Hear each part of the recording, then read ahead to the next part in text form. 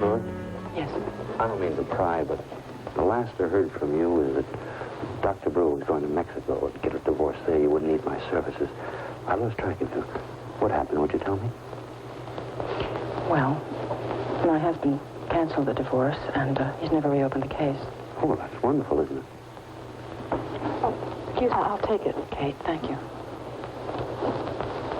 Miss Ross? Yes. Isn't it?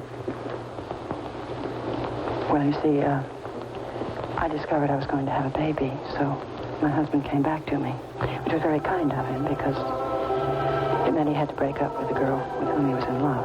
I think I told you about her. Yes. Well, everything is all right then. No, I lost the baby. Oh, I'm sorry. And Dr. Brewer? Well, there wasn't very much left between us after that, and so he resigned his residency here and went to Peru. He said he wanted to lose himself. Well, maybe he'll find himself. Come back. I'm not counting on that. Will you go ahead with the divorce?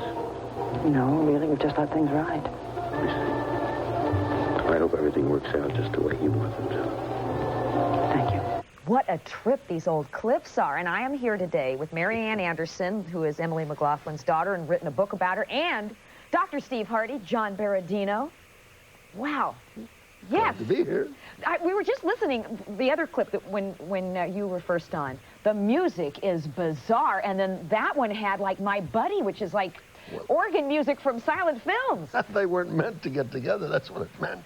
They were going to be friends to the end, and that was the end. And that was the end. Oh, I see. So it had a theme going there. Now, that actor was, you say, Ross Elliott. Ross Elliott, yeah. Peter Hansen replaced him, I think, on the second year, and Peter, of course, been there ever since. Forever, so yeah. That was very fortunate for Peter that Ross left. Now, what is you must have a favorite memory of your days working with Emily McLaughlin?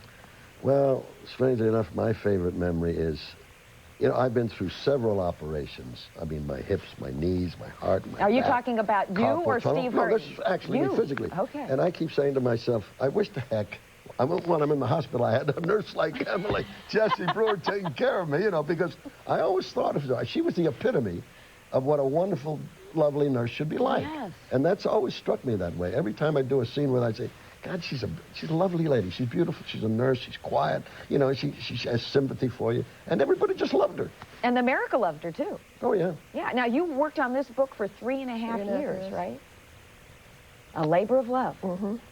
A lot of input from the fans. Yeah. I read this book. It's very good. Yeah. Very good reading. Some of the pictures very in interesting. here Some of the fantastic. things in there are heart-tugging, but that was the kind of life it was for her, Yeah. In and out of the show. It's an honest book. Now, we have a telephone number we want to flash up where you can order the book. Do we have it? Let's put it up there. Yeah. The Portrait of a Soap Star, Emily McLaughlin story, 818-954-0573. And if you're in L.A., it's kind of available where? Dutton's has it. Dutton's has it. Yeah, Dutton's has it. And Dutton's has it. Now, when your mom was a little girl, I guess, her parents encouraged her to be an actress, which was kind of odd in those days. Her mother especially. Her mother told her she would have been bored with her if she would have been anything else. So she wanted to be an actress, or started when she was... She started when she was 8. And doing what?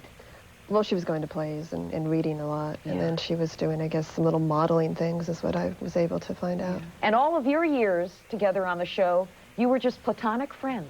Yeah, we were never meant to get together. The audience dearly wanted us to, but we never did Never get got together. She was always married to somebody else, and I was in love with Audrey. Then she would marry somebody else, and I was still in love with Audrey. Then Audrey would run off and marry somebody else, and I'd still be faithful Audrey. But you're solid today. That's right. I remember a few months ago, work. wonderful love scenes between you and Audrey. Yeah. Okay, we're going to be right back with more Mary Ann Anderson and John Beradino, and we'll get to the phones.